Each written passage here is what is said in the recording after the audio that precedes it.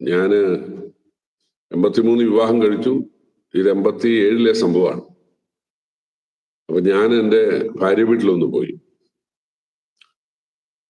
അപ്പോ എൻ്റെ പാൻസിന്റെ അടിവശം കീറിയതായിരുന്നു. അന്നൊക്കെ ചപ്പലാണല്ലോ പാൻസിന് ഉപയോഗിക്കുന്നത്. അത് കീറിയതായിരുന്നു. അപ്പൊ എൻ്റെ അമ്മാവിയമ്മ ഒരു 200 രൂപ എന്നെ ഏൽപ്പിച്ചിട്ട് പറഞ്ഞു, ഒരു നല്ലൊരു പാൻസ് വാങ്ങിക്കുക. അപ്പൊ ഈ 4 വർഷത്തിനിടയ്ക്ക് എൻ്റെ ഭാര്യയ്ക്ക് ഞാൻ ഇതുവരെ ഒരു സാരി വാങ്ങിച്ചു കൊടുത്തിട്ടില്ല. കാരണം അതിനുള്ള സാധ്യത എനിക്ക് ഇല്ലായിരുന്നു. എന്തിന്, കല്യാണം കഴിഞ്ഞ് വീട്ടിൽ വന്ന സമയത്ത് ഒന്ന് മാറി കൊടുക്കാൻ ഒരു സാരി കൊടുക്കാൻ എനിക്കില്ലായിരുന്നു. ചോദിച്ചു, ഞാൻ പറഞ്ഞു വാങ്ങിച്ചിട്ടില്ല. അപ്പൊ അവള് കൊണ്ടുവന്നതാണ് അവൾ ഉടുത്തത്. ഈ 4 വർഷം ഒന്നും കൊടുക്കാൻ പറ്റിയിട്ടില്ല, വസ്ത്രമൊന്നും.